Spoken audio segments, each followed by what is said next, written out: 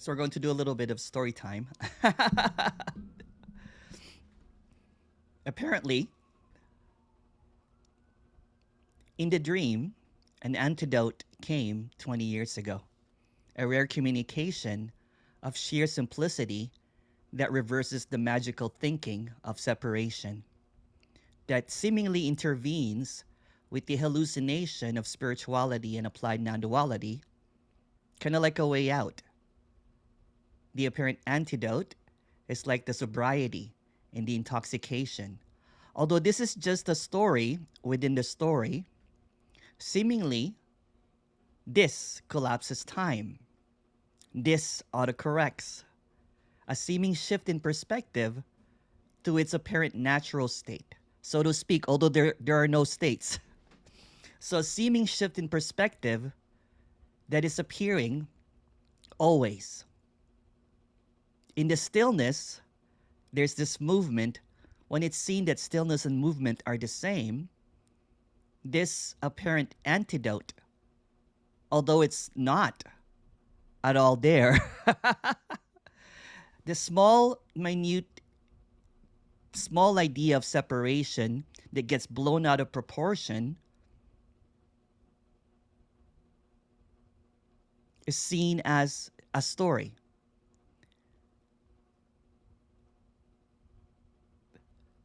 This apparent correction that has been around for a long time in apparent history, although there's no history on the separation of time. However, this apparent antidote, apparent correction, has been used as a prescription, as a medicine, as a process. But since everything is in motion, any process, any kind of prescription wears off. So there's this seeming poison of duality. So just go a little bit in story time. If you really look at, like the Garden of Eden, the separation idea is that there was someone kicked out. What if it's just a story and no one gets kicked out? What if in the story, God is the separation? And that's the tiny idea of separation, that someone got kicked out. And in this feeling of kicked out, this feeling of this dream of being kicked out, or this dream of separation, is not real. So again, this small idea of separation gets blown out of proportion, way blown out. There's lineages now, there's processes, there's like spiritual dynasties. So what's being proposed is the end of the guru era. Although it's just a story, the end of the disciple guru kind of like codependency. It's kind of like a neutralizing agent to the paralyzing circus of separation. But there's no you, but the you, the me, the character that comes is that tiny idea of separation that keeps on resurfacing. I'll use the Santa Claus analogy. The Santa Claus only comes once a year, but the seeming me seems to come in every moment. When you think that there's a moment, there are no moments. But the seeming character, the seeming me, thinks that there are these segmented moments that's appearing. I'm going to go back into the glimpser. The glimpser that sees that there's no one, creates this moment that there was a glimpse, that there was this moment in time where nothing really mattered, where everything seemingly have ended. So when it's auto-corrected, when there's this apparent antidote, it's like a spell breaker.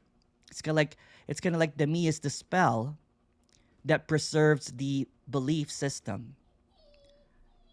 So the end of the me, although there's no me, is like the final step in the story, or there's no steps at all. How can there be levels when there's a fictional me? Who creates the levels? Who creates the finality? Who creates the beginning or the end? So the antidote is that there's never been a me. It's a tiny belief, it's an idea, it's a thought that springs up. It's kind of like when I say, Alexa, are you there? And Alexa will respond, Alexa, are you there? It's not working. I listen once I hear the wake word. It's like that. It's automatic. Sometimes it's lagging when your internet's not good. So this is the apparent antidote. And although there's no one that has the antidote, because there's no antidote really, it's just another story. It's a story within the story. There are no gurus, there's no authority, there's no one that has this because there's no one at all. So it's kind of like paradoxical that there is this speaker speaking about this apparent correction when there's nothing that's ever been wrong. So that's the correction. Nothing is wrong. There's no one here. There's just this idea that there is someone here. That idea seems to vanish in and out depending on the apparent day. For example, if you're busy packing your house, I don't know if you've ever moved before. Have you, there's this seemingly kind of like this, just the most stressful situations. Then there's this appearance of this navigator that's not quite there. Um, and let me correct some stuff. It's just really funny. I do mention Tony Parsons and Jim Newman and Kenneth and everything, but there's no specialness in that relationship. They're not my guru. They never did anything for me. They were never there at all. Friendship happens, you know what I'm saying, apparently, in this appearance of separation, but there's no specialness there. When I first met Tony, the first thing, of course, there's this fanboy, kind of like, grateful, although he never did anything because there was nothing that he taught me, there's nothing that I learned. It was actually an undoing of a lot of things that I've learned. So there was this smile, saying the first thing that he said is, there's no one special here. I'm like, I know, but there's just this appreciation here. It's kind of like when I met Jim Newman, you know what I'm saying? Jim came in and he brought like chocolate and he knows I like sweets. And he brought candles from Austria. That was awesome. It's just normal. In comparison to, following gurus and thinking that they have the cure or they have the thing, there's a reverence, there's kind of like this hierarchy. Sometimes I will not even get to the feet of the guru. I would have to, state my status. I'm a spiritual teacher myself. And they're like, oh, yeah. But none of that matters. All of that identity is what keeps this maintaining this story of specialness. And what's being expressed here is this is not necessary. Because no one has ever left paradise. No one got kicked out. There's no one that has the key to the door. No one has the keys to the kingdom. There's no gatekeeper.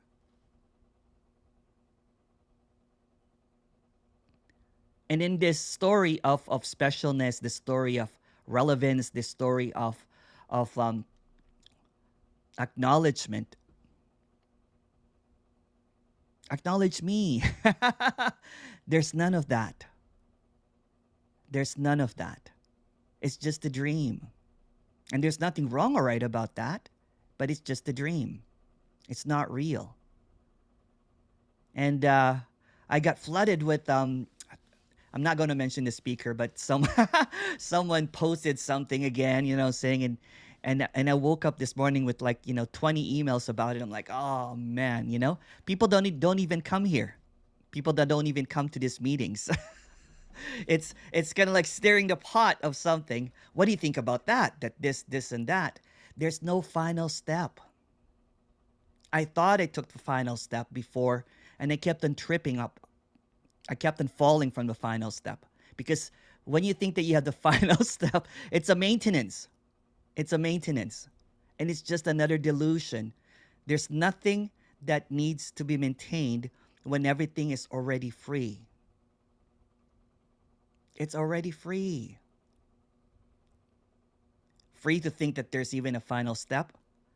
But let me put a story again about this, since this is just we're just telling stories here. So the felt sense of me is real, but it's fictional. When that felt sense of me hears this communication, it gets challenged. The reality gets challenged. The reality gets questioned. And sometimes, with this felt sense of realness, there's a resistance to it. But like someone kind of like half asleep, someone begins to see lucidly that nothing is happening, then there's this resonance. But sometimes, okay, sometimes when someone's sleeping, someone turns on the light, they wake up momentarily and they go back to sleep. But in that momentary waking up, they see that there's light. And sometimes they talk about the light. And they're like, there's no one in the light. It's just all light. It's just all the same. And all of this stuff. But it's a very vulnerable position because it's openness. So sometimes, what I'm saying, this special idea again of specialness, the me creeps in.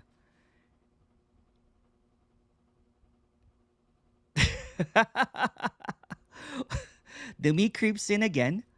But when it's seen that that me is all is now a special me because it was a no me and all that kind of stuff, then it creates all of this statements, all of this stuff that doesn't really make sense. In separation again, it thinks everybody is in the dream, but it thinks it's not in the dream anymore. Well, everyone is in the dream because there's no one at all. There's no one at all. So if someone told you that they get out of the dream, they're still in the dream. it's a tricky situation, right? But when there's sincerity that, you know what, this is just a dream and there's no one here, then it's seen that there's no one in the dream. It's just all innocence at play. It's just a play of light. Um, it's just a play of light, sound, sensations, emotions, all of this dualistic flavors of emptiness seems to come up. Again, there's nothing wrong or right about thinking. It's what makes this stunning. The absence and the presence, the light and the dark, the likes, the dislikes, but they're all the same. So I'm going to repeat. So the apparent communication came about 20 years ago. This fictional character named Tony Parsons, after many years of guru, shopping, he ended up with Osho, which is a really great, you know what I'm saying? If during that time, the Osho kind of like guru with dynamic movement, like this kind of like this, whatever it is, until you see the documentary, then you change your mind about it. There was just this naturalness falling away. There was no techniques that was done. There was no antidote really. But the antidote was when it was seen that there's just this, when there is this collapse, there's humility. There's sincerity. I don't know about you, you know what I'm saying, but for 20 years I've never heard of a scandal from this radical non-duality speakers, and I'm met with kindness and equality. And there's no hierarchy. When I started, with Nothing Media, kind of like, Tony needed some help with some video editing and stuff like that. And I basically said, yeah, I know how to do that. I would love to do for that. And he said, I will never forget this. He basically said, we will pay you. I'm like, oh, no. He goes, no, Emerson, we will pay you. I'm like, okay, all right. There's nothing special here. So there's no servitude. There's no seva. I got used to that. You know what I'm saying? Because I was either at the opposing, kind of like someone was doing seva. I was doing seva. And there was just this seesaw of power and everything. Um, this morning, Claire, Tony's wife, messaged me, "How are you doing? How's your mom?" That kind of thing. You know what I'm saying? It's just friendship. There's no ownership. There's no maintenance of relationships. And I've never seen that before. In my many years of seeking and everything, it was almost always either I was the one that was worshiping or I was the one that's being worshipped. And then he corrects. He's quite curt when someone tells you to him that, he says, well, there's no one that does anything here. It's just very direct. It's very sincere and honest. And sometimes very abrupt. Because you know what? In his days of seeking, I guess, you know what, there's a lot of people that a lot of adorations and a lot of, kind of like guru worshiping, and he'll cut it out because that's just a story.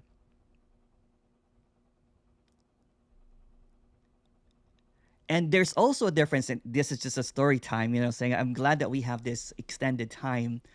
Um, and I also kind of like shopped around. Of course, there were some radical ones, of course, but always, even with the most radical ones, I'm not going to name names. Even if it's there's no doer and everything, there's still an element of consciousness, an awareness. There's still a separation there. The specialness has gone underground and it has become this totality, this awareness, this consciousness. And it contradicts itself over and over again. And seemingly, you know what I'm saying, you know what, it's either delivered by an asshole, you know what I'm saying, or but again, this is just a story. This is just a story. This is just a story of friendship from someone that has been looked up as a guru and someone that has looked up as gurus. It was the antidote. It was the end of specialness. It was end of that codependency. That there's something that I need, and there was always a lineage. There was always gonna like, am I saying that right? There's no authority to this. This is freedom. This is unconditional freedom. This is sobriety from that magical thinking of, I will get there one day.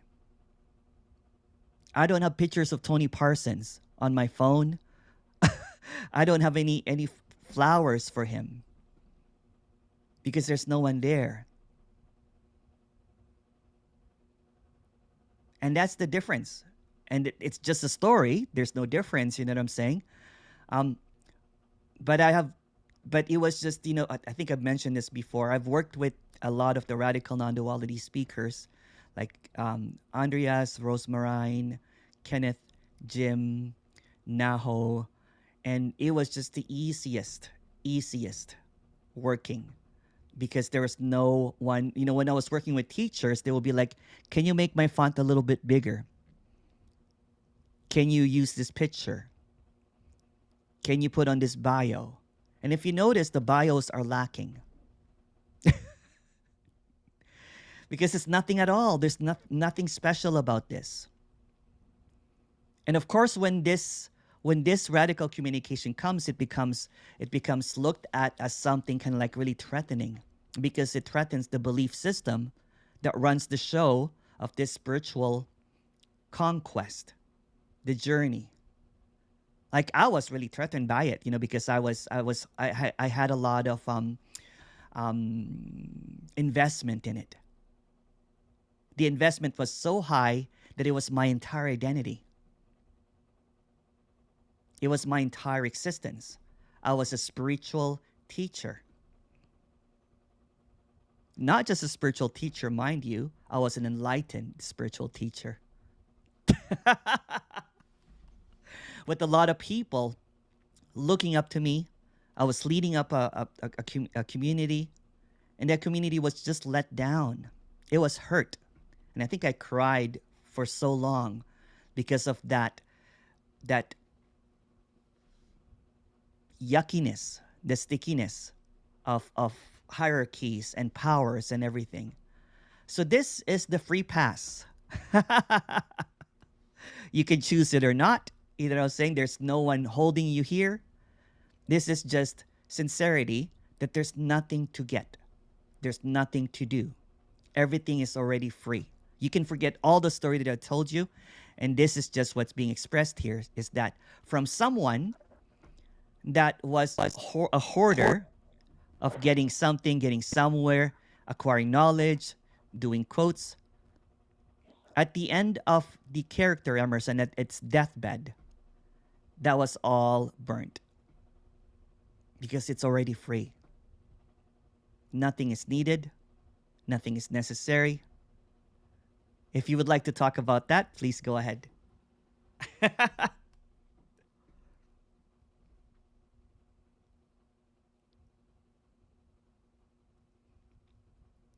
I had a different talk in mind, but I got a whole bunch of that emails of what's the difference between this and that. You know, it's kind of like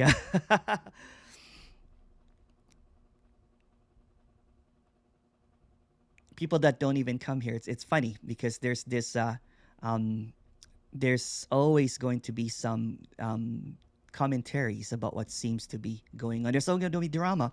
If you notice, these speakers don't really. It's just like, eh. So what? Cheers.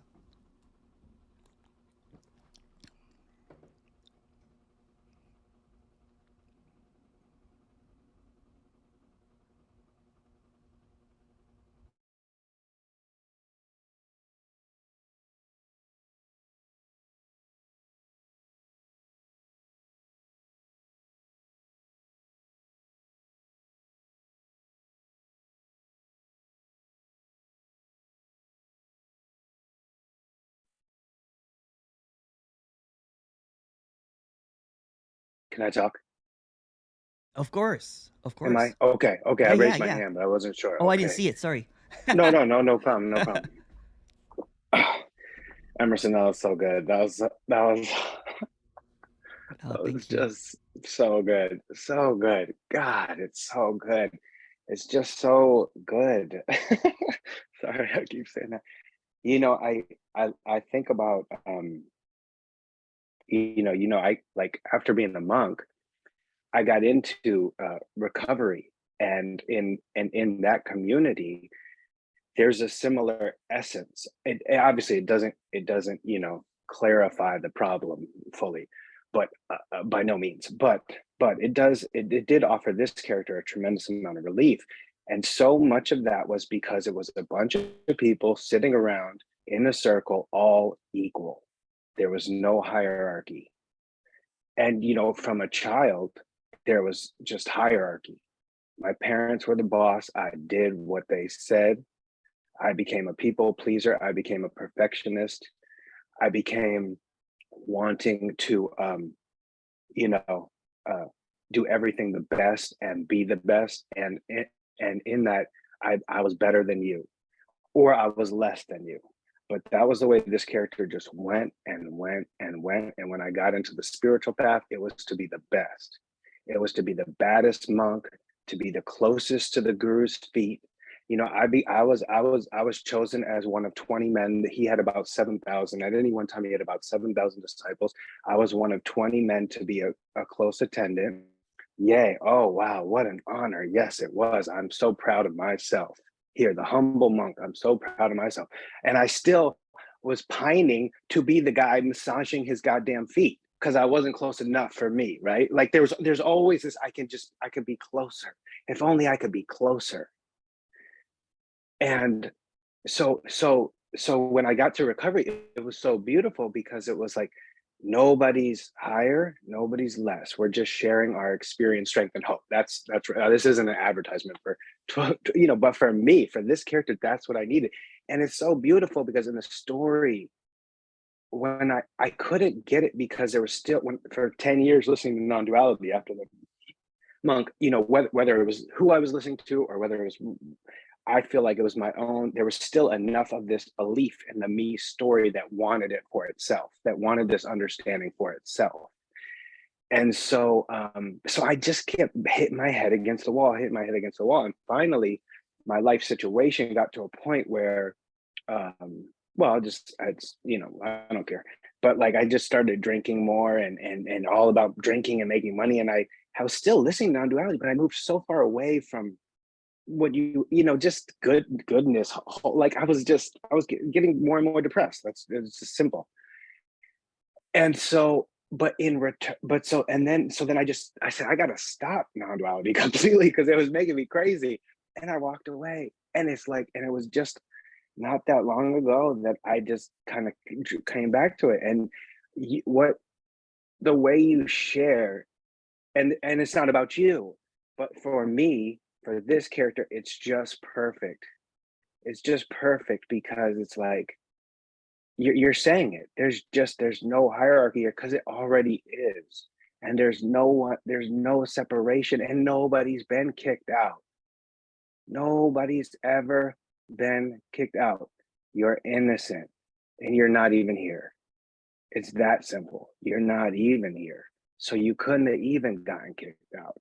So you can let down the armor, and you can let down the defenses, and you can let down the grasping and the desiring and all that pretense, and just recognize the freedom that's been here. And that message, I mean, I'm just, anyway, without going on, it's just beautiful. Your intro is just beautiful, and I'm just so happy to be here with all you guys who aren't here. And it's just it's just beautiful that we get to do this together, and yet there's nobody, but that both are seemingly true in this apparent thing. And all the last thing I'll say is that helping is, or whatever, is that there's no destination. That's the other thing. It was like there's always that there's this destination that's going to come, and then it all, no, it's this living, breathing, thing. So anyway, thanks so much, Emerson. No, thank you, John. That was a beautiful share. You actually said it better. Thank you. Thank you. Anne, please go ahead. Hey, Anne. Hi, Emerson. Hi. I will try my best not to ramble. So I was watching the funeral on TV today. The Queen. So I don't know if she's at Windsor yet, but the funeral and procession and everything has been on. But at the Abbey, excuse me. So they went into the Abbey, and I don't know if it was an archbishop but like they were doing all of the stuff that you do. And there was a sucking in of, the hymns and Our Father, sort of joining in there. And I kind of like woke up when he said immortal soul. And I thought, okay.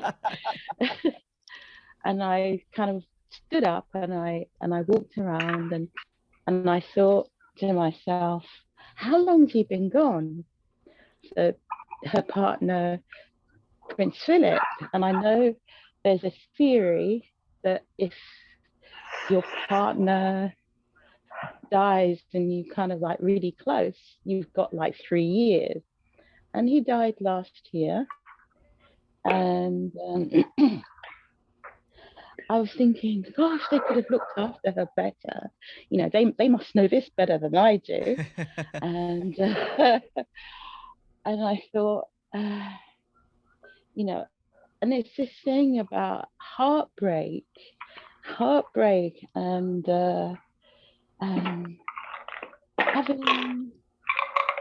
having feeling like there's like no support. So you kind of like let go of, or you don't want to let go, but you don't want to let go. And it's feeling like you've got nothing to go back on. And you're kind of like missing something, but it's not there.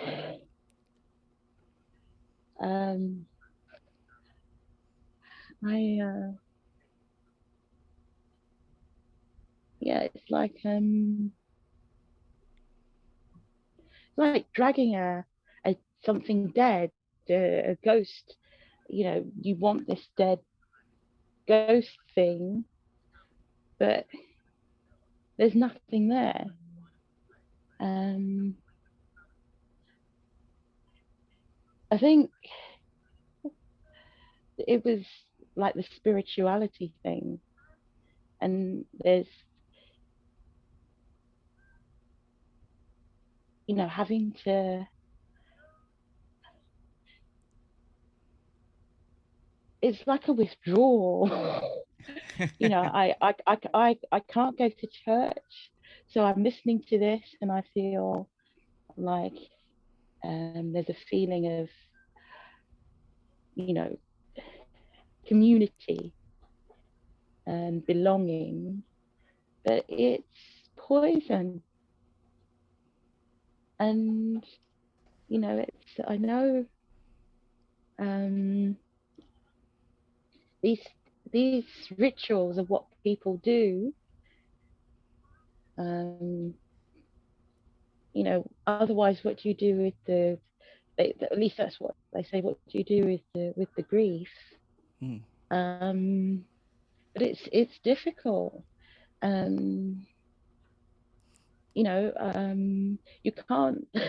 It's like at one point it would have been, angels come and God, and console, and it's, did you get a sense of what I'm saying? It's Yeah. it's Again, very felt. It's yeah. very felt. Again, this Yeah. apparent appearance, this apparition is going to be a felt sense of reality, right? So the felt sense of Mm, reality can evoke a lot of sensations, feelings of separation, um, mm, community, all that kind of stuff, grief, um, whatever seems to come up. But what's being expressed here is that that felt some sense of reality, that felt sense of realness is an illusion. Illusion and reality appearing simultaneously is what is. So whatever is what is. So it's just all a story about mm. emptiness. Just appearing as a queen or prince or whatever. And there's really no one there. There's not even you that's watching it. It's just all Yeah. of this grand show of separation. Mm, Yeah. So it becomes like a so what? mm. Yeah. Yeah. I'm not sure if I really answered your question, but or I'm not even sure if there was a question, but um, Yeah, no, it's just like missing, you know. Um, what seems to be missing? uh, Connection. Yeah, yeah. The missing of the Um, connection usually is an addiction to beliefs. mm, So there's a belief that this is separate. mm. It's not. Yeah, yeah, yeah. I think I said it. I'm not sure. I should. I'm not sure who said it, but the opposite of addiction is what is it again? Um, Basically, it's the opposite of addiction is connection. So when it feels disconnected, then it feel the separateness basically creates a lot of the addiction, the idea of separation. Maybe I'm saying that wrong, but yeah, when there's a feeling of lack, then there's a belief in lack. Mm. It's just a belief.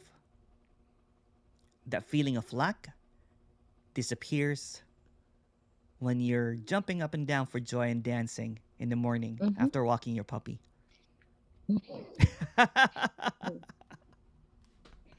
Yeah, it or it wasn't. It disappears wasn't. or it disappears when you're sleeping at night in deep sleep. Yeah, It's it not wasn't fully here this present. morning. When I Oh woke yeah. up, when I woke up this morning, it wasn't here. But Yeah. I did have an intention. I was gonna go out and actually watch it on a big screen with Yeah. like crowds. But I thought, no, I don't want to pick up on that. And it's kind of like, so it's here anyway. Yes, it is what is. Yeah, Whatever it yeah, is what is. Yeah. There's nothing yeah, missing at all. yeah, yeah, Yeah. yeah. There's nothing missing. The idea of missing is just emptiness appearing as missing, something lacking. It's mm, always complete. It's always already full mm, and empty at the same time. So whatever mm, seems to appear is just an appearance of what is. mm, mm. We'll talk more, Anne. Okay. Thank you. Okay, Unless you have thank some you. more to say, and that's okay too. No, no, no, I don't. It's okay. Thank Um, you. thank you. I'm not sure, Ursula, if you had your unmuted yourself if you wanted to speak, or not. I'm not sure. I just saw you briefly earlier unmute.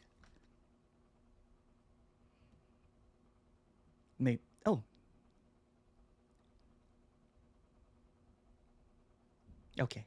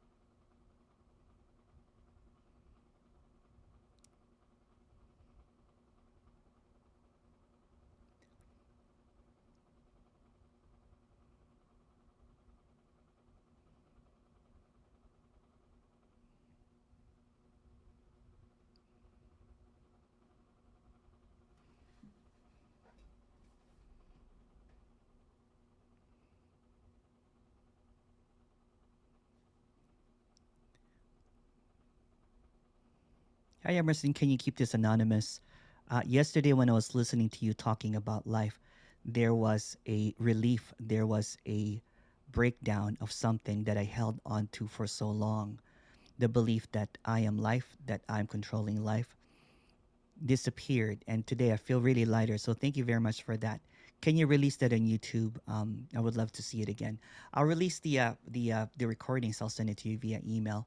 I might release them on YouTube, or not. We'll see. Thank you for that comment, though. I did not do anything at all.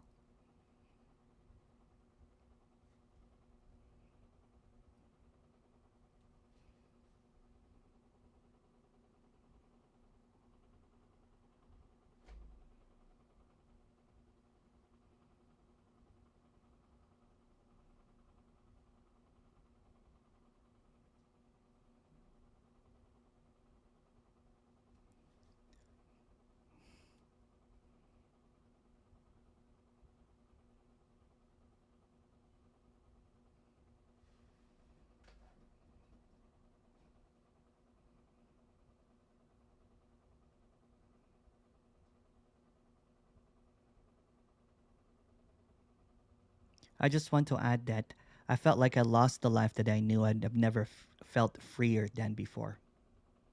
Awesome.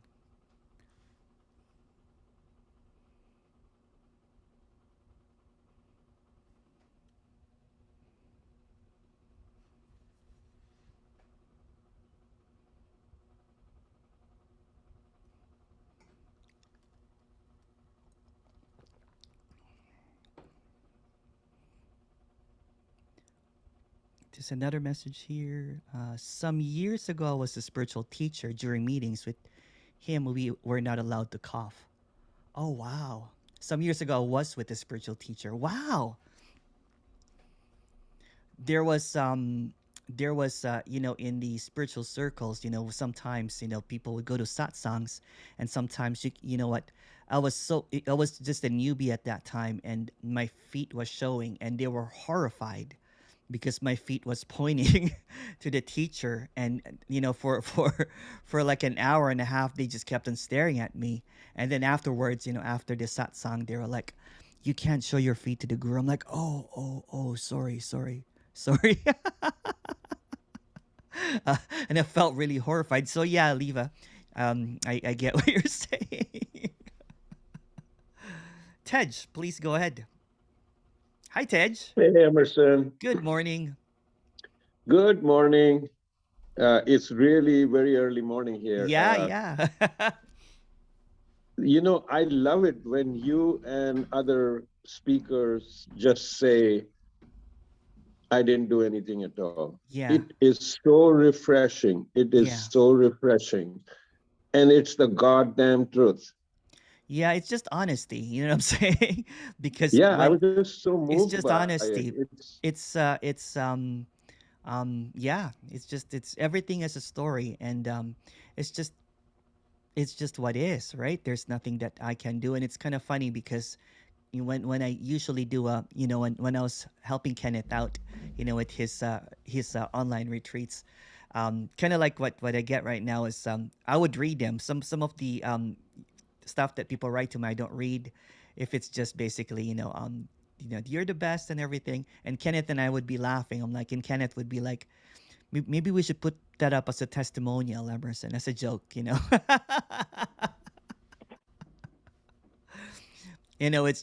it's just what was really refreshing about this communication is the humility in it. Yeah, and it's natural Yeah, because there's no pretense of humility. I mean, yeah, it's not false humility, you know what I'm saying? It's kind yeah, of like it's it's not the bowing and all that kind of stuff. It's just no, it's you yeah, can you can sense it, and yeah, it's in the message. It's actually not you. It's in the message. yes, yeah, It's in the message. It's the actual truth. yeah. And for me, it's so refreshing. My past. I having been through 4 or 5 gurus and spent decades into this spiritual. It's just so fascinating. It's so great. So thank Yeah. you so much. Oh no, thank you, thank you. Yeah, there's just this that sort of leva. There's just so many different rules, so much Oh yeah, seriousness. that was funny. And You know, actually, that's happened to me. Like, you can't point your feet yeah, in the yeah. direction of the Of guru's the guru, picture and yeah, stuff. yeah, The spiritual police is going to come around and yeah. They approached me at the end. They're like, you can't point, show your feet. It's really disrespectful. I'm like, well, I didn't know, but it bothered them so much that it was kind of like you're sitting there, you're brand new to this, and you're sitting in satsang style. There's kind of like someone with a harmonium. There's there's a guru there, saying in robes, yeah. um and it was I can't remember I'm not going to say the name anyway. So the guru came in a limo, you know what I'm saying, and came in this white kind of like really kind of like and especially the robes that they wear, there's just so pristinely white, and it's if it's been ironed 1,000 times, it's just this beautiful garment, right? And it and then there's this fragrance, you know what I'm saying? It's just a whole pageantry, right? And then the guru kind of like walks to the thing, and everybody's kind of like hushed, everybody's kind of like in awe, and there's just this air of superiority, spiritual superiority, which is supposed to be false humility, and the guru kind of like Mhm. sits there, and the all of the disciples kind of like are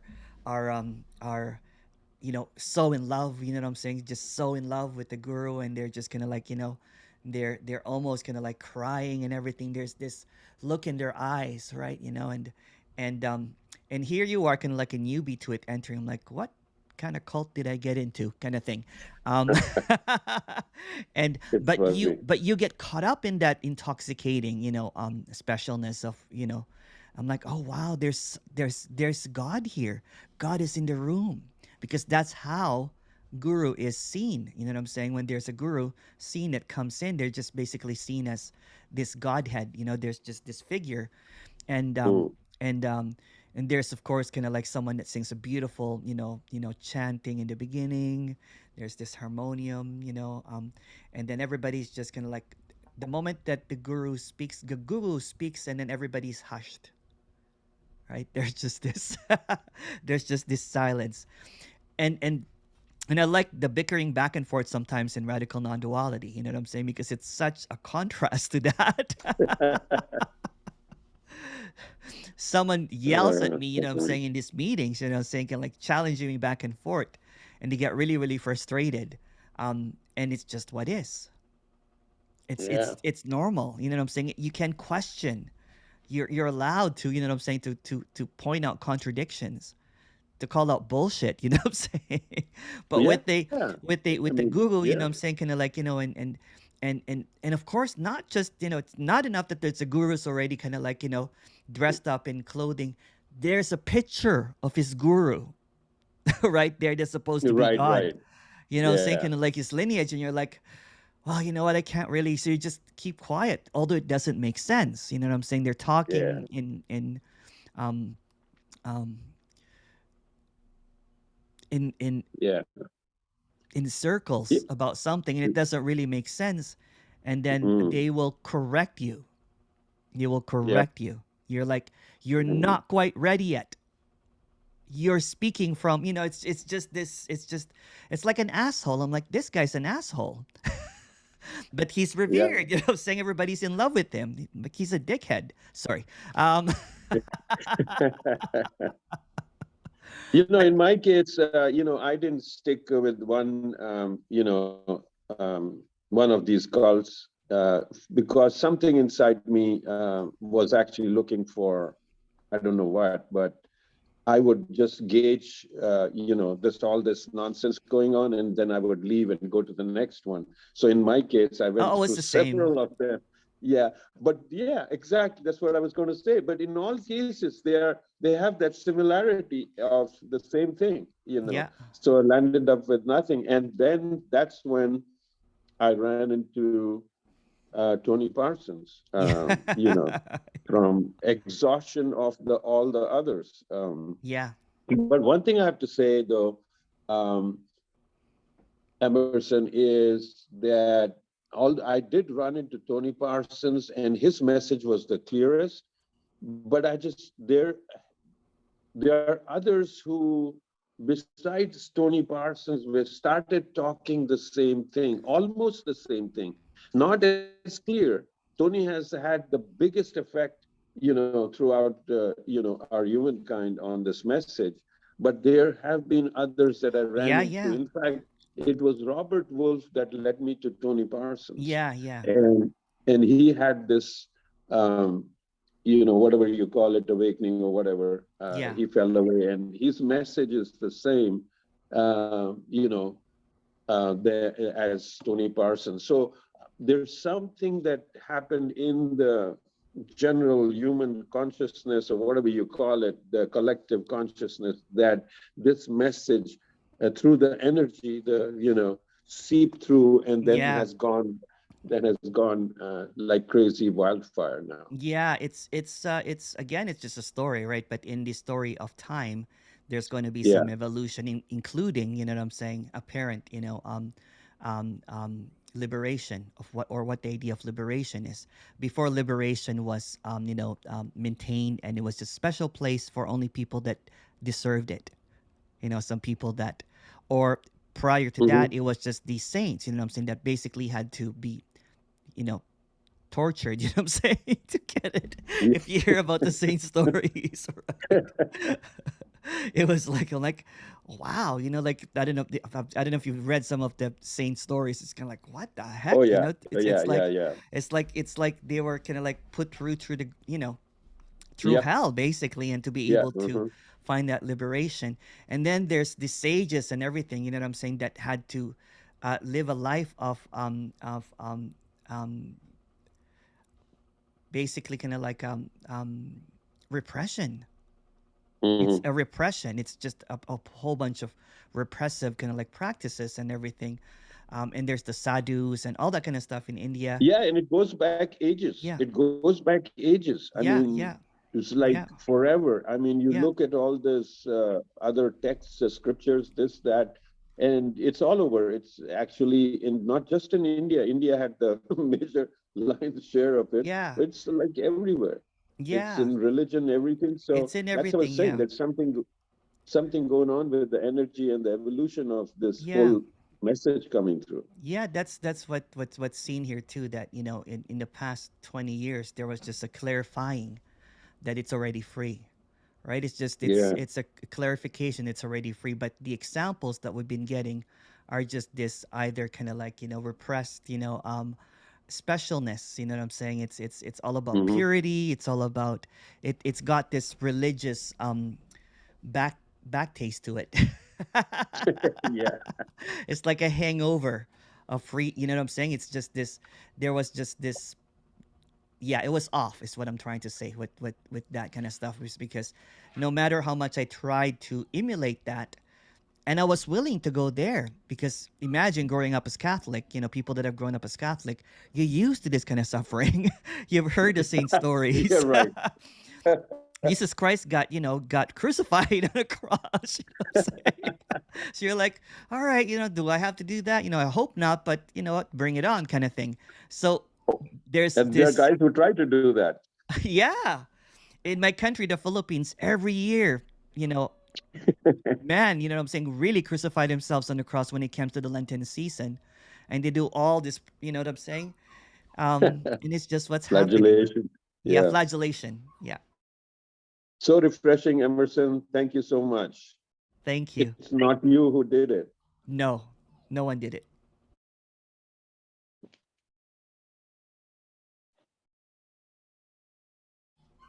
Hi Kim, just a second. I'm just going to let the puppy in, okay? It's like begging. Just a second.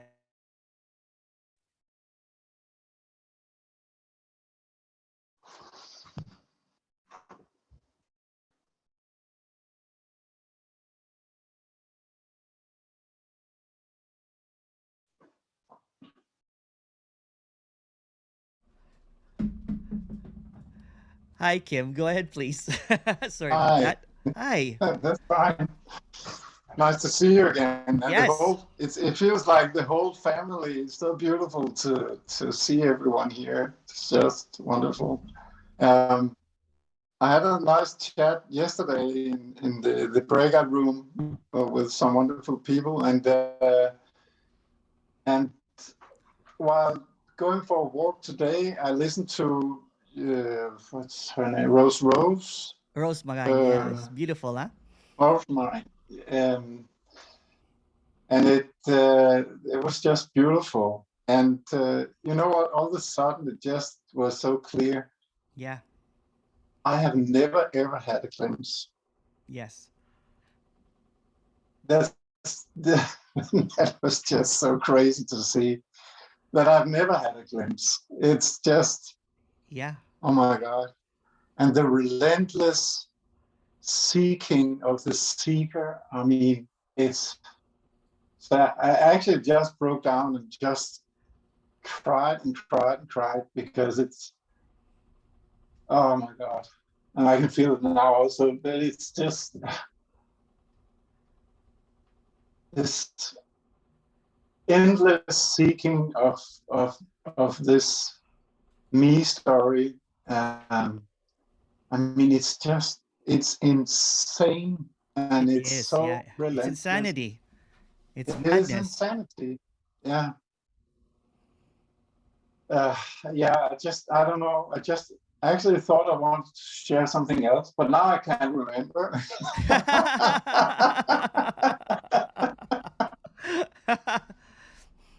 Which is fine. But it's just, and all the sharings here that everyone speaks, it's so beautiful. Because it's exactly the same. It is. Exactly the same. And It is. this, yeah, it's just pouring love on everything. It's just, yeah, amazing. Thank you so Thank much. you. Thank you. Thank you.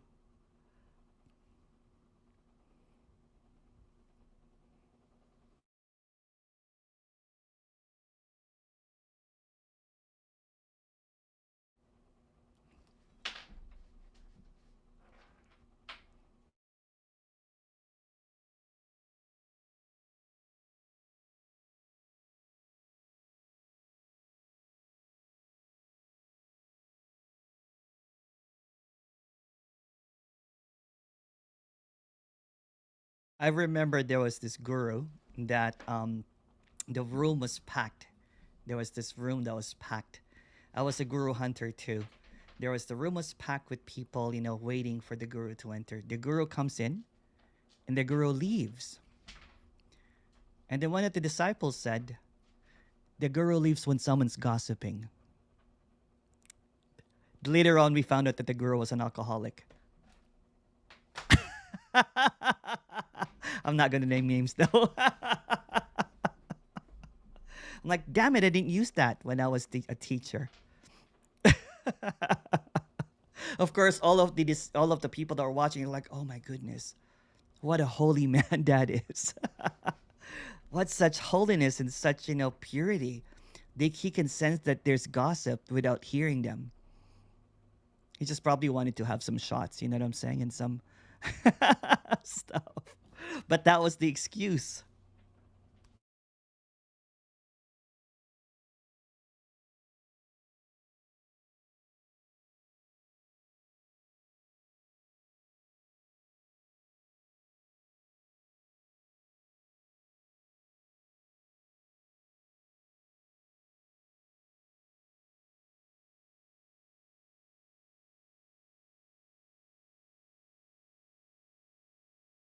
My puppy's so cute. She knows how to use the power of crying.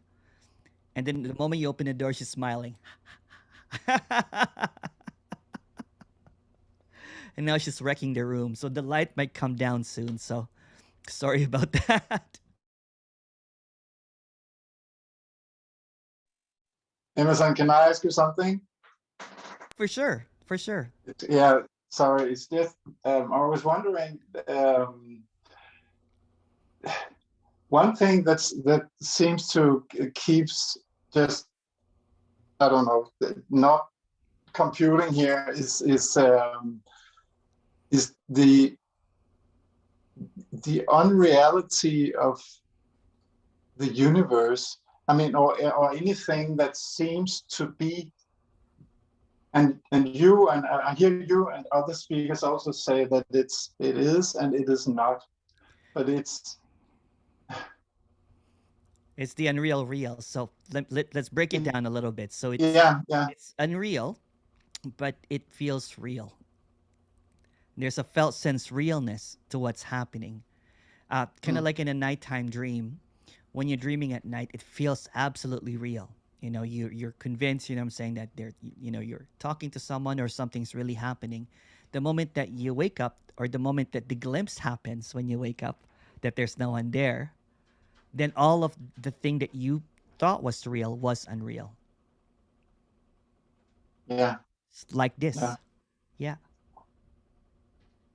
So when you have another glimpse, you know what I'm saying, you'll see that this is also unreal. But you are the glimpse. Yeah, but that's what I mean. That's what was seen today. Yeah. It was so crazy. Yeah. Isn't it crazy?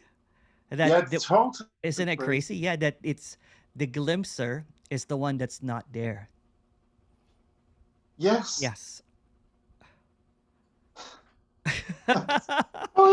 Yes. So it's always not there. There's just this appearance. That's what I mean by where it feels real, but it's not there. So right now it feels real, but it's not there because you already glimpsed that it's not real.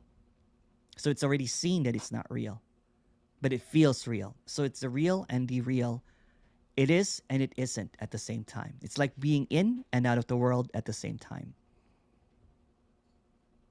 Yeah, and it's like out of it's.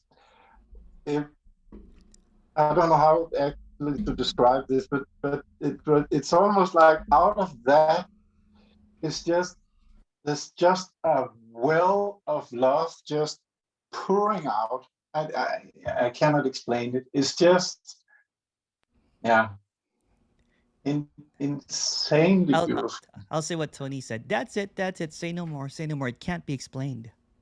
Because the moment that you explain it, yes. And you know what? And some people, you know what? They don't even need a glimpse when it's just seen it. It's like it's different for everybody. So there's no other people here. For the apparent people here that's comparing to their experience, there's no one here. It's absolutely, it's just a story. That's just a story, and no one was doing it. No one did it for you. It is what it is. It is just what it is, and it's It is what it is. And it can't really be even more further than that. Seemingly there's this kind of like, I can't explain it, so it's just what is. Mhm. It's beautiful though, huh? When there's just this, Yeah. it's always like that though. Mm. Not as an experience. No. It's not an experience. It's a non-event. It's a non-event. That didn't happen at all. That's the crazy thing about memory. Yeah. Because as soon as it reaches memory, it becomes something, and it But there's no becomes memory as well. What memory? Did you forget that there's no memory? What's that thing again called memory? What's that? Everything is just appearing all at once. So there's nothing outside of this. That's why everything that you're telling me, it's just a story. That didn't happen to you. Because there's no you to happen it to.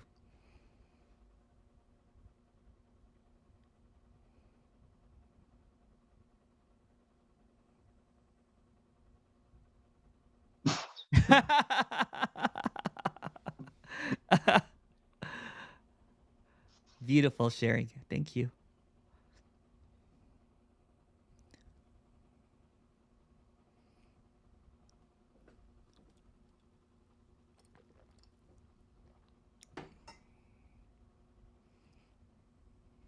Oh, hi, Corey. I'm not sure. Oh, where's Corey here? Corey. Um, let's put you.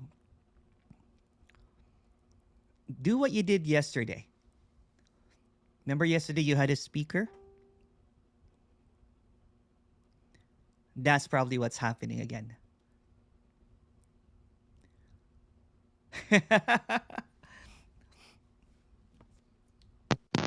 There we go. I can hear sound.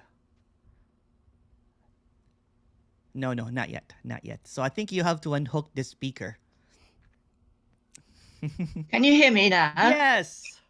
Oh, right. You sound very far away. Oh, how about Very now? faint. Is that okay? Barely.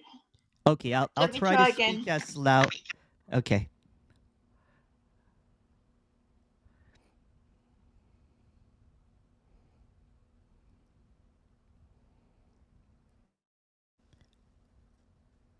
It's in full volume actually, so. How's that? How's that? I can't hear you now though because you plug your speaker again. Okay, I'll try to hear what you say. You can hear me fine, yeah? Absolutely. Oh, okay. Just you sound very distant. I think I need to get a new speaker. Yes. So anyway, Or headphones. I'll try. Headphones. You can also use headphones. Oh, Yes. yeah. Yes. Oh. Oh. Oh, yes. When I come visit you, Corey, we'll set you up, with technical stuff. I'll That help you out. That would be really good. Okay. Yeah, I've got some headphones, but they're downstairs. I could try to plug them in, couldn't I? Instead of the microphone. Let's just try now, and then you can get it later. I'll Yeah. speak. I can repeat. Yeah. If you don't hear. Yeah. Oh. So this is actually really, really difficult for me to say, and I've just been challenging myself to speak because it's so difficult. So you were saying earlier that anything goes, and challenging is absolutely fine. So this character, all her life, has never been able to speak up and express, what it wants. And so I thought, right, here goes. I'm here and I'm saying it. So basically, I really admired the lady the other day who said to you, got angry, and she said to you, you are a teacher, and I thought, wow, not that I agreed with her, but I admired the fact that she felt free enough to express that. So I've been getting a lot of that coming up, wanting to express stuff, but thinking, no, I can't, that's judgmental, that's critical, I can't say that will upset somebody, So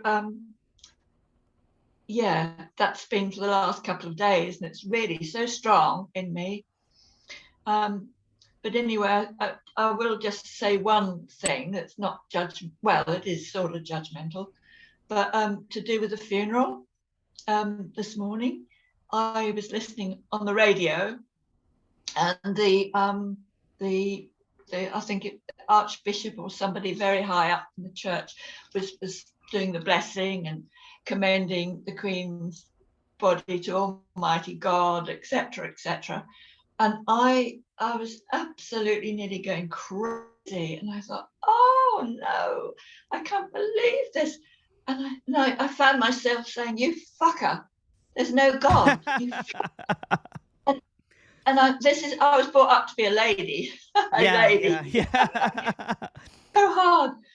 But I wish I could do that more often.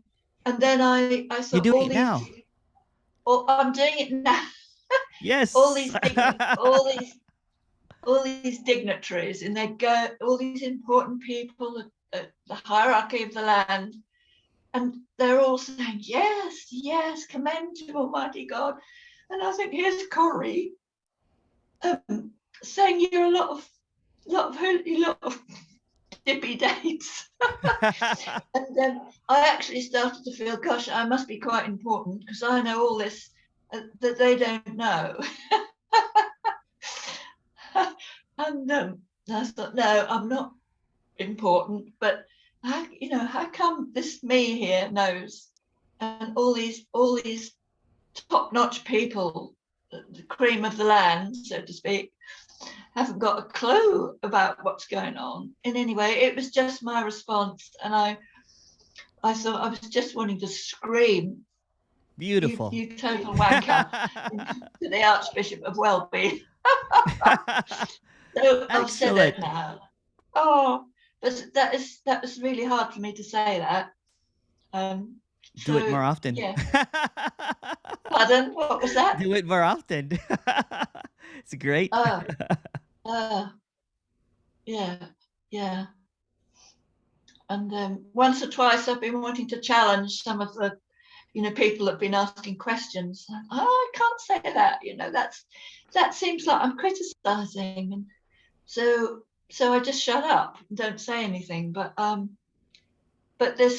listening to this, it's just bringing this up really, really strongly. And just wanted to do that. Yeah, thanks, Emerson. Thank you, Corey. That was beautiful.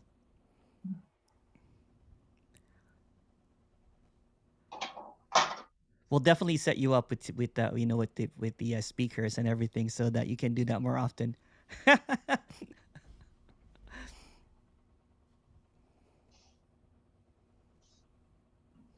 When I open up the Zoom today, I'm like, did Corey make it? Because sometimes you have difficulties with the Zoom thing, right? You're doing good. Yeah. Bit of a problem.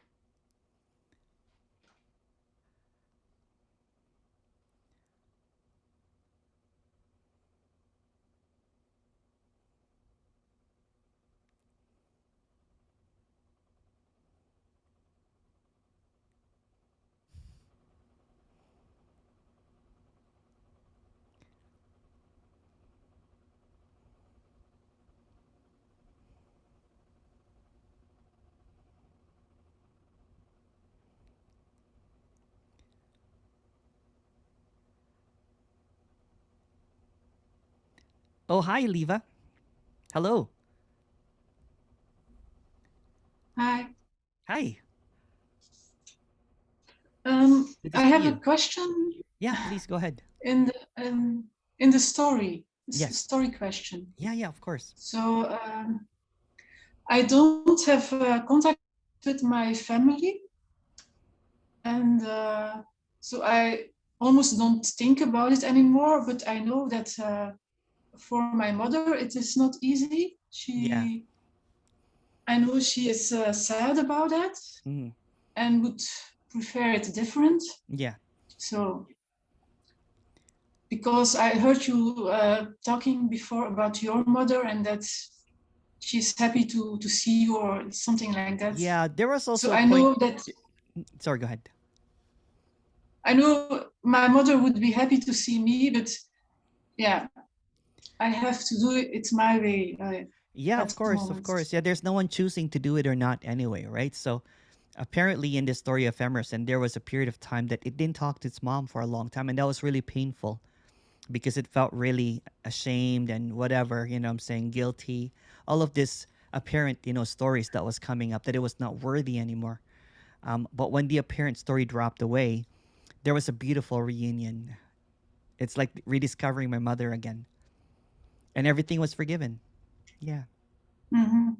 Yeah, seemingly, you know what I'm saying? It's just a story as well. But yeah, there was it's apparently, and this is just a story, the character's doing the best it can do at the apparent moment.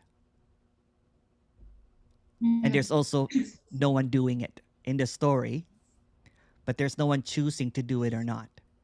There's no one choosing to ignore, there's no one choosing to not ignore. It's just what's happening.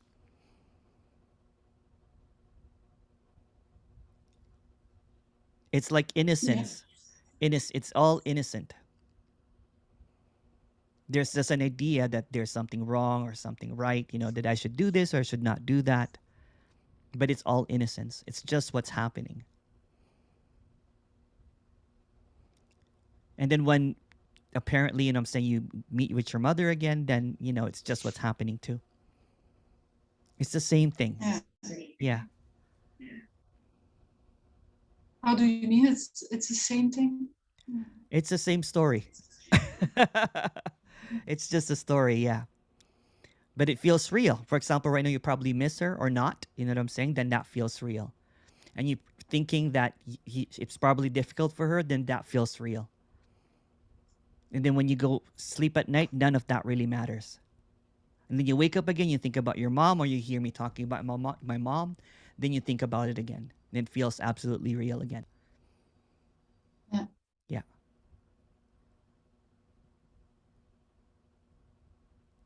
So it's okay that I don't visit her, probably, yeah. Well, It's you know what? just It's just what's happening. It's just what's happening. It's just what's happening. There's no one choosing to visit or not to visit your mom. There's an idea that you're choosing not to visit. If it's causing you suffering, then maybe you should visit. You know what I'm saying? But all of that is an idea. There's no one choosing it. When I did not talk to my mom for quite a while, I was just I was just really feeling that I disappointed everybody. And it was painful. I wanted to talk to her, but I wanted to make her proud. You know what I'm saying? Because I had this story that I failed, or I had this story that I should be there, with her, especially she's not well. Because there was this in the story, the character was trying to fix the narrative to make it better, to make it more convenient, because it was a very inconvenient time because the character was all over the place. You know what I'm saying? It was just going to an apparent crisis. It's going to depression. I did not want to talk to the mom. But when I seemingly came back, when she needed help, it was an instant yes. And then for quite a while we walked every day. I rediscovered her. And I rediscovered words, from my language, because I'm Filipino, that I forgot, seemingly. And now there's just this. Now we just get, there's we just get into, there was not even any ask about what happened. There was just a lot of laughter now. I crack her up, sometimes. I'll just do some dancing, you know what I'm saying? Just and then she does her dancing with her kind of like with her she has a walker. But this staying here is not because of guilt or anything or out of obligation. It's just what is. Yeah. Yeah. But I would like to come to that point. But yeah. Yeah, of course you do. Yeah, of course you do. That's your mom, right? But there's no one doing any of it, right? It will happen or not. Because before I visited her, to be kind, yeah, to please, but this I don't want to do it anymore somehow. Yeah, yeah, then don't. There was just this naturalness. There was just this naturalness. You know what I'm saying with my mom. There was just this. There was no more guilt, right? Because there was so much guilt that I was not there for her. Because in every single operation I was there for her, but when I fell apart, I could not face her. I could not look her in the eye because I was so embarrassed that because she always, when I'm the firstborn in the family, so she always puts me on a special place, right? That this is the one, I was the one that was picked to be the priest in my family, so meaning that I'm the most the favorite one. Don't tell my brothers. Yeah, so when there's this disappointment or whatever, it's just a narrative, it's just a story. And and this is going to sound really, really crazy, but you don't have a mom. There's a story of the mom. There's this felt sense realness of a mother. You know what I'm saying? That the mother is there. So when that narrative of what you should be, your roles as a daughter or a mom, goes down the drain, then there's just this purity of whatever seems to appear. There's no more guilt. There's no more, sometimes it's really harsh to hear this, right? But it's just this unconditional love of whatever seems to appear is just what is. When there's no weight of the relationship that's my mother and this is kind of stuff. There's just this love. Kind of like that's what I say when I met her again. It was just with fresh eyes, with fresh love. It was not based from whatever. It's not based because of guilt or kind of like I was not here. It was just radiant love. And now she thinks I'm in love. That I have a secret lover somewhere because I'm always smiley. But the best thing that she said, actually, she said that I just want to know my kids are happy. So when they see that you're happy, you know what I'm saying? Then that's basically for my mom anyway, right? So when she sees the happiness here, she doesn't even ask questions as much. She just leaves it. She just sees the joy. I don't have to please her anymore.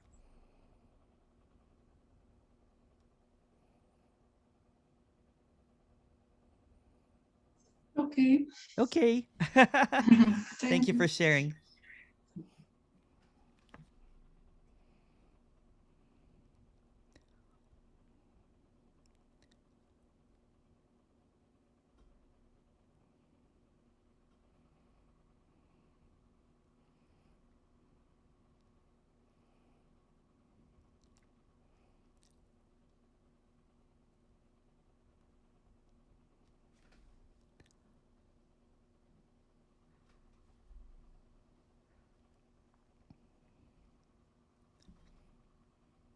Rojan. Oh, did you raise your hand there? No. Okay. Hi, Rojan. Hello. Hi.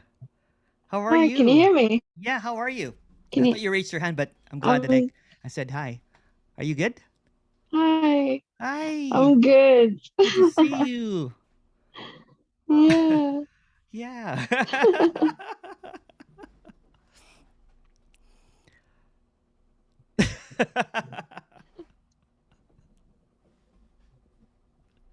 How are you? Are you back in school? Pretty good. Almost. Almost. Like a week Oh, left, a week of freedom. yes. It's all. Yes. Yes. That's good. So Yeah, good to see you smiling. Well, you're always smiling, but it's so good to see you. yeah, it is. I love this. Thank you, Emerson. Yeah, of course. Of course. Thank you. I love your Bye. conversation with Grace. Yeah, Isn't she yeah. It awesome? was really nice. Yeah, I love her. She's awesome. Yeah. Yeah, She's coming to Montreal in October. I wish you could come. nice. Yeah. You guys are so close by. Yes. Yeah. Yeah. Yeah. She's she's awesome.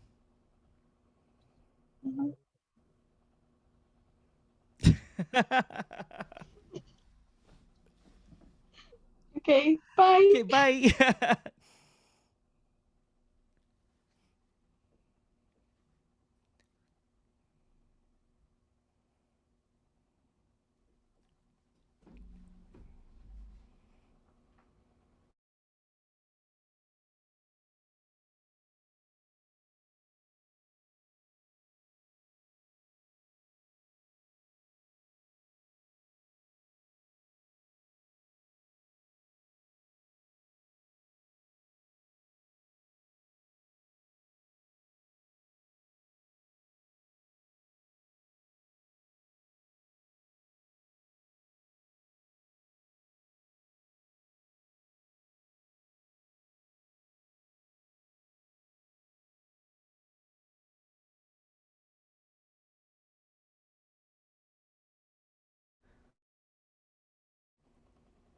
Hi Emerson, you should put these introductions into a book.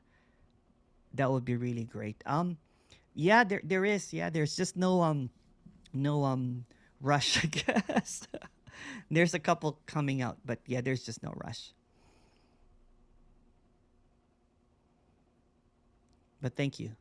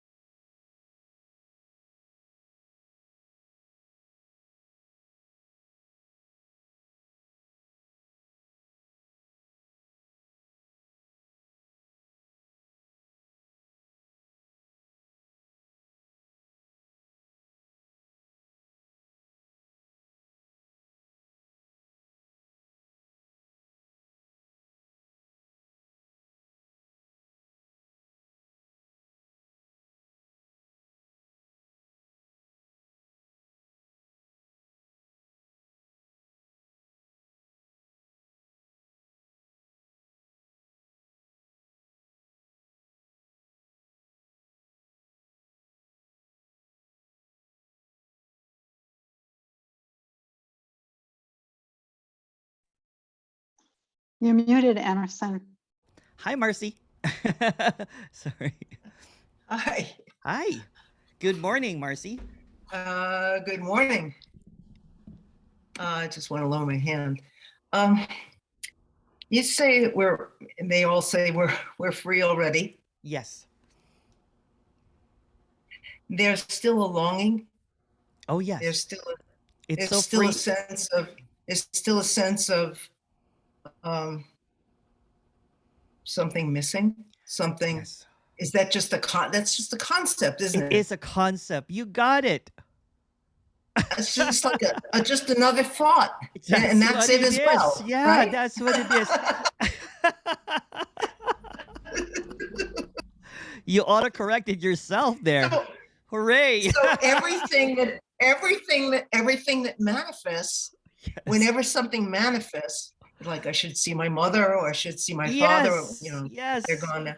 It's just a thought that comes in that interrupts it doesn't interrupt because unless you believe the thought That's and you right, say, yeah. okay, this is happening now and Yeah. this is that I should, and the guilt comes and all that stuff, then it's just the flow of the river is just happening. It's just the automatic. flow of the river of emptiness is always flowing, you know what I'm saying? And it's always empty. And then seemingly Yeah. there's the tiny I got the there's this sorry. Oh, I you're got like the wrong me. glasses. Yeah, yeah. It's like, I have really, really bad eyes, right? So I have, changed, but yeah, I'm blind. So I yeah, so just was this, wearing my bifocal, so I have to yeah, go yeah. like, anyway, People know that I'm 50 it's because I just have like bifocals too. So it's just I'm really not good. 50. It's just really good lighting. You know what I'm saying? When this light collapsed, then I look like 7 years old. But it's just a tiny idea that becomes kind of like what I was saying earlier, right? It's a tiny idea that becomes overblown, right? It's, for example, somebody will say mother, right? And all of a sudden, there's this narrative about your mother. You know what I'm saying? It's kind of like, this concept about your mother, mother, mother. And then you call your mother and you're kind of like, preparing for this, all the things that you blew up and everything. And then your mom goes, "Oh, hi, sweetie. How are you? I miss you." You're like, "Oh." The mother is forgiving. Yeah. And you think that your mother doesn't care about you or whatever, saying, "I miss you. I was wondering when you're going to call. I tried calling you, but, and you're like, "Oh, hi, mom. How are you?" Saying, so this idea just collapses. It's just the story that just keeps on coming back. Yeah. And you can either, I mean, is it a matter of attention? It's a matter of Not really. Because paying attention to it makes it real. See, that's the thing. That's what I'm saying. Not paying attention to it. It's just it's not paying attention to it. It's just basically it's kind of like the antidote is that there's no one doing this. Yeah. This is just that's a story. What you meant by self-correcting. By self-correcting, yeah, that there's no one that's choosing to do this or not. Yes. So that it doesn't even have to be practiced because there's no one practicing. It's all innocent, basically. That's another, it's kind of like it's all innocent. It's just what's happening. It's kind of like when there is kind of like a fire, kind of like, when someone's going back and forth, it's just the reaction, kind of like it's fiery. It's just a spice. It goes away. It's autocorrect. It doesn't even have so there's nothing to resist, or there's nothing to, because it's all because when I was kind of like, this character is a thinker, right? So it was looking at, with the help of some good friends, of course, when I was looking at the life of enlightenment, of kind of like being a guru and everything like that, I'm like, my friend was like, well, that sounds kind of like a trap. I'm like, it is, doesn't it? Right? Or maintenance. And I was like trying to express, that that you have to be aware of your awareness. It goes, I'm not even aware that there's an awareness. Why would I be aware of that? It's going back and forth with a friend. It's such work. Yeah, it was so much to keep track of, and just like, oh my God, I'm not holding it. I'm not being aware of awareness. That's what I did for quite a while, right? It's just that, and I think I was so traumatized with that one that I didn't want to talk about it for quite a while because it felt like insanity for a little bit, right? When I went into my dive, I'm saying, I was trying to do that while I was drunk. That doesn't work too well. It doesn't work. And then when you wake up hungover, I'm like, oh, I have to go back into awareness. So imagine being hungover, drinking and then trying to be aware. I'm like, maybe I just need another shot to kind of like, it became, the addictions became happening at the same time. So it became really intense. Yes. Yeah. It was avoiding what is. Yeah. So when you pay attention, you're avoiding what is. Yeah, in a way, yeah. Huh? Yeah. It's rejecting it, really. It's kind of like denying it. It's like, And all of these stories that will come up, kind of like what you were saying earlier, and then you caught it, right? It's kind of like, that's it. It just autocorrects. So the longing is just another story, right? It passes, Everything that passes is a story. Yeah. Of course, every single thought passes, so all the thoughts are stories. So the intangible is what's real. I mean, everything that's passing in front of our eyes is just it's tangible. An illusion. None of it is. It's all a dream. It's all a dream. Yeah. If you look at kind of like there's no before and after, right? The before, kind of like Marcy, there was just this child or whatever. Marcy kind of like became into an existence or whatever, and then after Marcy, there's going to be a deathbed. It's going to be emptiness. That's what is. This is the temporary. Enjoy. It's temporary. Oh, the best. Thank you. Thank you. Yeah. What's wrong with it? Nothing, you know what I'm saying? It's just what is. I hear these great experiences of, I'm trying not to compare, because I know you said it's comparison. Yeah. So I'm trying not to compare, but I hear some of these ecstatic stories of the me dropping, and it's like, wow. Well, but, you just I want that. you actually figured It's it just out. I want that, it's like a jealousy or a sense That's of another thought. like yeah. Kind of like what you were saying earlier, that so everything that's passing is an illusion. That's what you're hearing is an illusion. What you're seeing, all of these stories are not true. They're illusions. They're just passing. And you stay with the emptiness. It's just like it's always empty. It's always here. It's always underlying. Here. It's underlying stillness is underlying everything, right? Exactly. It's just no matter what happens, no matter what happens. If I used to call it awareness. Awareness is what underlying everything. Yeah. But it's like. But you have to be aware of it. That's just. Yeah. That's just a maintenance of. It's a maintenance. Here naturally, right? Yeah. So stillness or emptiness is there when you are freaking out. Yeah. When you're screaming, when you're kind of like, you know what? It's there. It's there when you're crying yourself to sleep. It's always there. It's there when you're blissful. It's always there. It's not a state. It's permanent. Yeah. That's eternal. I'm just using a different word. That's also infinite. When I leave you, I have to leave you like this, right? Never mind. Just joking. Can't break. There was one master that I couldn't turn my back when I left the room. Yes. That was really crucial. It's like amazing stuff. Yeah. We fell for this stuff for so long. Yes, and there's another master that you can't take your eyes off him. You just have to follow him until he leaves the room, right? You can't break contact with the energy, because if you break contact with the energy, then it's just all superstition. Where did this all come from? I mean, it's all true. It's in the tradition, but where did this all? It just came from. So I'm going to use a story right now, and it's going to be kind of like stingy and everything, right? But I'll just say it as it is, right? So, for example, when there's a character, a me, that sees that there's no me, right? And then so there's this clarity. It's kind of like, oh wow, this is all, they'll call it awareness, consciousness, or whatever, you know what I'm saying, or emptiness. This is all emptiness. And then they'll have this stream of clarity, right? Some people might even write a book. Some people might even make whatever videos and all that kind of stuff. But this illusion is very persistent, as you can tell. You know what I'm saying?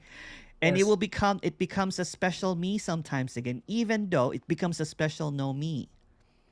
When the specialness comes in, you know what I'm saying? The specialness comes in, then it becomes the authority now.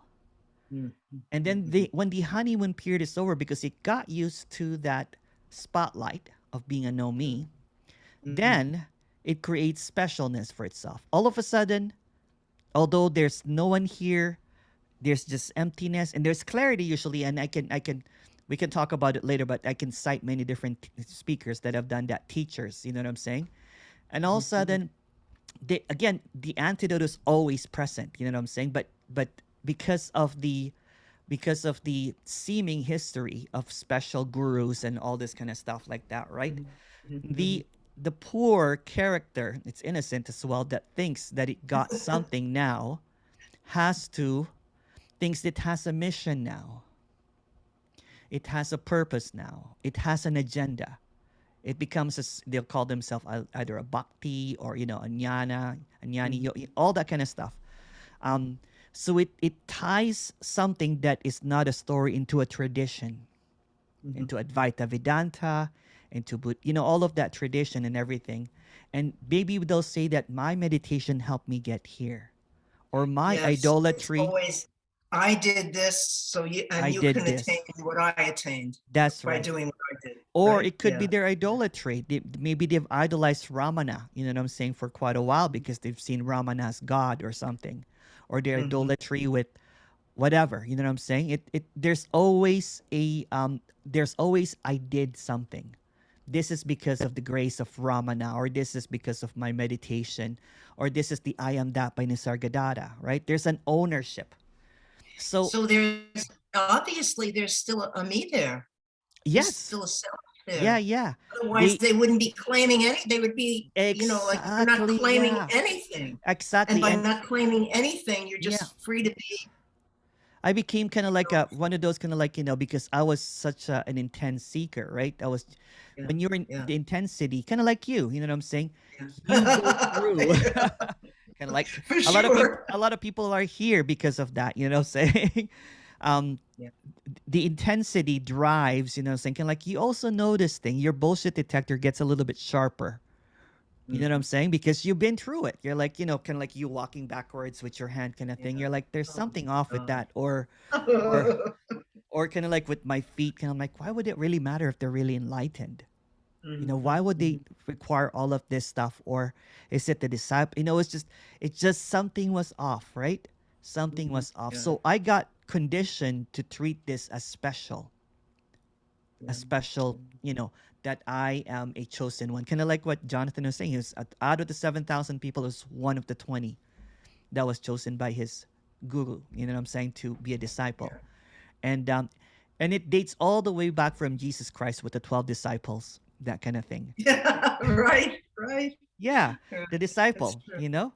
So they think that they are actually, you know, dealing with a representation of God. That's where it all stems from. So when there is, okay, and I'll just say it as it is, when there's God present, there's separation because there's something outside of you. Yes. There's something that is higher than you. Well, so they always say that you are God. So, but I mean, you know, that's another identification that I am higher than I am now. Yeah. I just have to realize that I am God. How do I realize that I'm God? Amazing. Isn't it amazing how far and wide do it go? Tales. Oh yeah. So it's you know, when you encounter this communication, it's like a slap in the face. It's like so great. And it stings sometimes, right? Because it's like, what do you mean I'm wrong? What do you mean that, you know, I've been chasing the wrong? I've been, you know, and you don't want to admit it sometimes, you know, when you've been wrong. No, I admit it. I'm just so grateful that I'm appreciative, whatever you want to call it, you know, just you can use whatever words. Yeah, same here. And it was a lot of shrieking, a lot of kind of like, no. And I would walk back and forth, and I was just like, it's like you know, you just felt scammed, you know. I did anyway, you know what I'm saying, by religion and spirituality. Oh, you know, I mean, when I talk about them now, it's I get angry, and I think, you know what, it just led you here. It's fine. It was all a process that I mean, it wasn't in time, but you know, but I know what you mean. It felt like it was in the dream. So, and it led me to where I am now. So I'm just grateful that I'm here now. That's all. Because, you know, I could get very angry when I think back. You know, my mom was with me, and she lived in the ashram. She lived there. Wow. You know, she lived there, and she gave up her apartment in New York City in Greenwich Village, and she moved into the ashram. And then the guru chased, you know, she was doing seva all day long. Wow. And then the guru chased everybody out. So it was like, okay, now she doesn't have a home. It's like, it was crazy. It was crazy stuff that went on. And I got so upset with the whole thing that she would treat her that way. And it was just gone. Yeah. It's just the wow, right? It's just because, you know, and kind of like, I'm glad I shared that story, you know what I'm saying, of the end of specialness with Tony and all those, because people think that that's my guru, but I don't have a guru, you know what I'm saying? And it's just it's equality. There's equality there. There's this and it's terrific. And it's just, you know, would a guru ask you about your mom? No. Does Thank you, doesn't Emerson. even see you. There's just such a moving away from all that old stuff, and it's just so amazing to hear you speak about this. It's just Oh, fantastic. It's just great. thank Thank you. you. Thank you. Thank you. Please.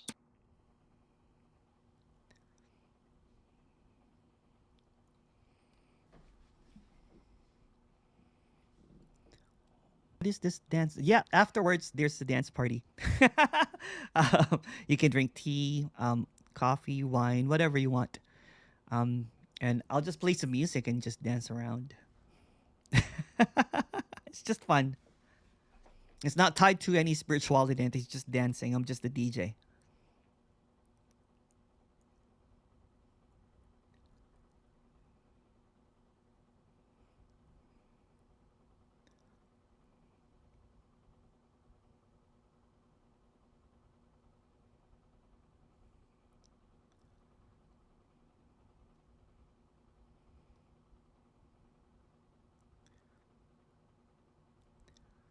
There is never once upon a time. Thank you, once upon a time.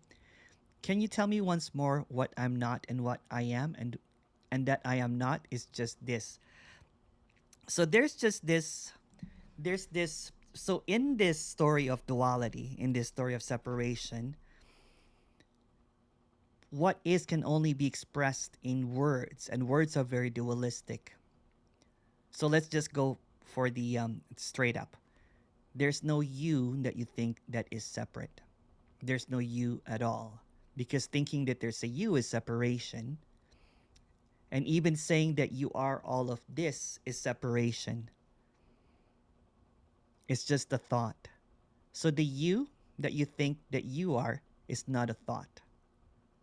The you that you think that you are not is unnamed. It's unknown. So whatever you think you are is not it. I don't know if that makes sense. It doesn't. But there's no you. It's just this. You got it actually, Lori. It's just this appearance. So this appearance will you know what? Let's just go a bit further. This appearance is going to be an appearance of images and everything, and there's labeling of this appearance. This appearance is emptiness. Is all that there is. There seems to be a labeling. This is a shirt. This is a hat. There's glasses.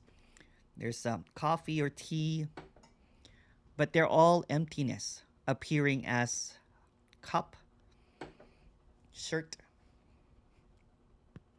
hat, sound, feelings, sensations, the air, the gray back screen. This is all that there is. And all that there is just this stillness, this emptiness, and this seemingly moving stillness that appears as movement, it appears as individuals, it appears as a voice, it appears as a smile, it appears as a taste. So you can't really pinpoint what this is because what this is appears in everything. And what everything is a singularity. It's not separate at all. There's an appearance of separation, but this is singular. No one has ever left paradise.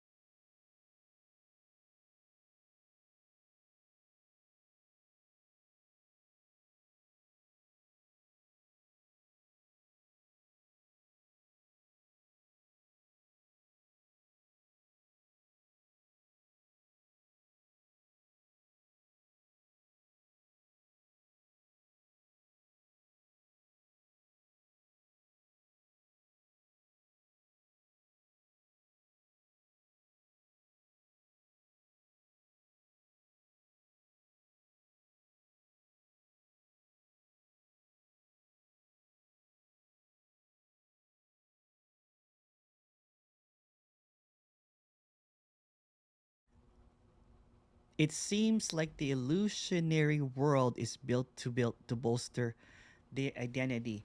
It's a maintenance of this perfect illusion. So it goes in, it's an all out illusion, right? So there's time that happens which basically reinforces that there was you that was born, and it's there's you that's going to die. There's also disappearance of others, to confirm that you are here. And if, in fact, many people, saying that hears this, I'm saying, are but there's no others. There's also this illusory world, illusory universe, illusory. Everything is an illusion. The identity is an illusion. So the one that thinks that this is real is an illusion. Everything is. It's kind of like it's like a house of cards. If you pull out the identity also holds the idea of time, the idea of matter, the idea of the universe, the idea of the world. Then everything crumbles. If you take away the card of time, so meaning that there's no time, so there's no possibility that you are here, because for you to appear, there was a time that you were born, and there's a present, past, and future. So if you take that away, then everything crumbles. Or even time, how can a world be created without time? If you take away the world, there's no you, there's no time. So it all crumbles. It's a very flimsy house of cards. It's an illusion, but seemingly it's supported by all illusions. It is so crazy. Can you talk about location, please? Again, that's another one. That's another one, right? So when there is a felt sense of identity, a felt sense of realness, there's going to be an idea of a location. There's going to be an idea of, here and there. Someone is typing from London, and then someone is speaking here from Canada. But Canada and London are just thoughts. The moment that we go to sleep, or the moment that, again, when we're doing something like running or something, what's location really? It disappears. And there's the felt sense of location again. So this is stillness appearing as, it's kind of like when you go up on a plane, I'm saying, you're not going to see the word Canada, um, UK, I'm saying Europe. It's just this illusion. So everything that you see, everything that you know, everything that you remember is an illusion, including location.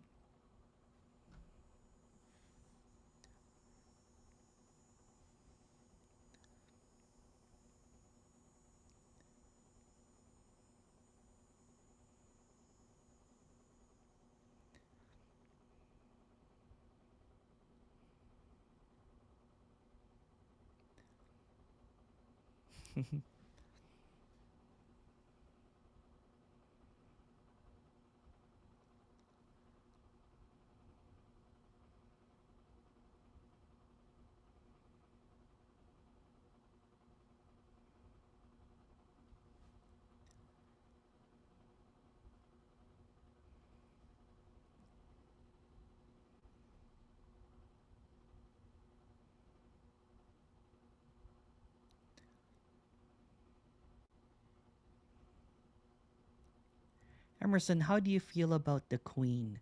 There's no Emerson here, but what seems to appear is that my mom is sad about it.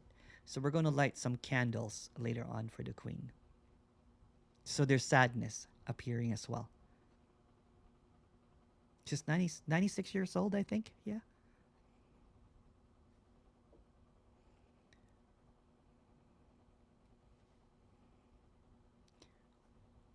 No one's ever been at their funeral. Yes. Yeah.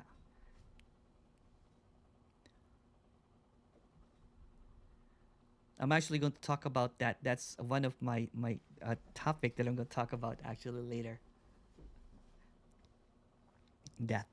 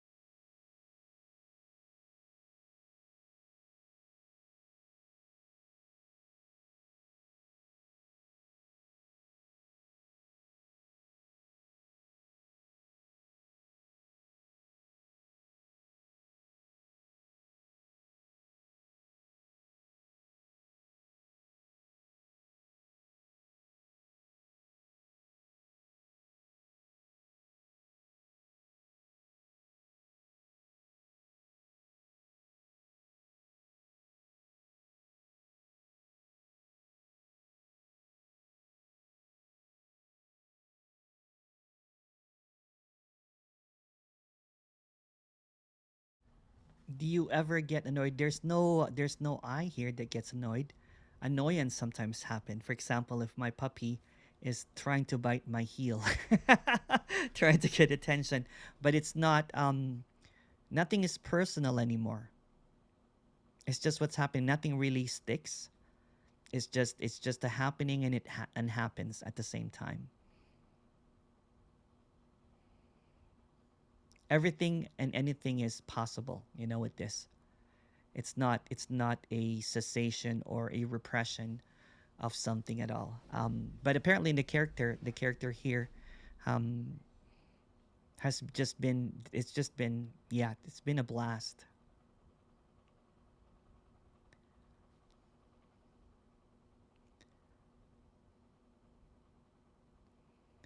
Do you ever think that you will change your message later? No, no, absolutely not. That's what is obvious here. That's what's undeniable. That this is infinite, and there's no one here.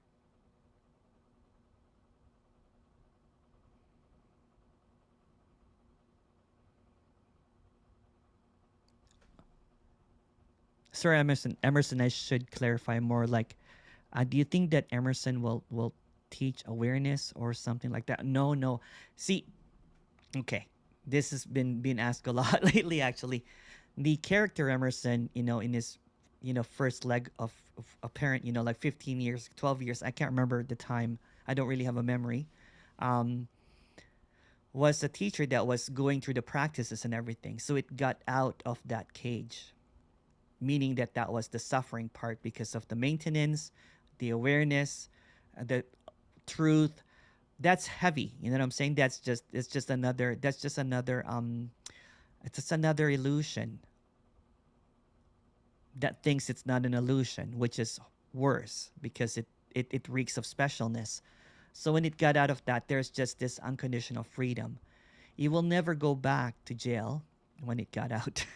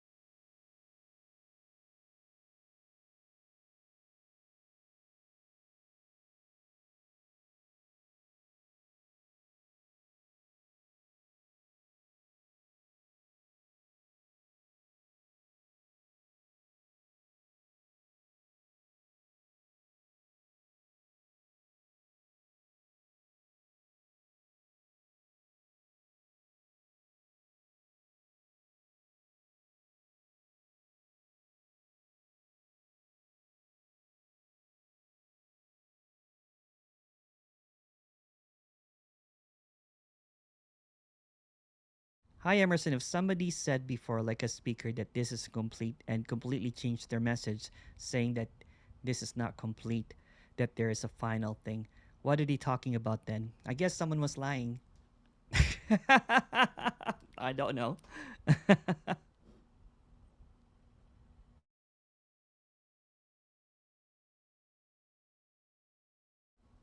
Ooh, it's so funny when time flies when there's no time. Thank you so much, everyone. We're going to take an hour break. And thank you. We'll be back in about an hour. Thanks, Emerson. Take care. Thanks, Kane. Thank you. everybody. Thank you, mate.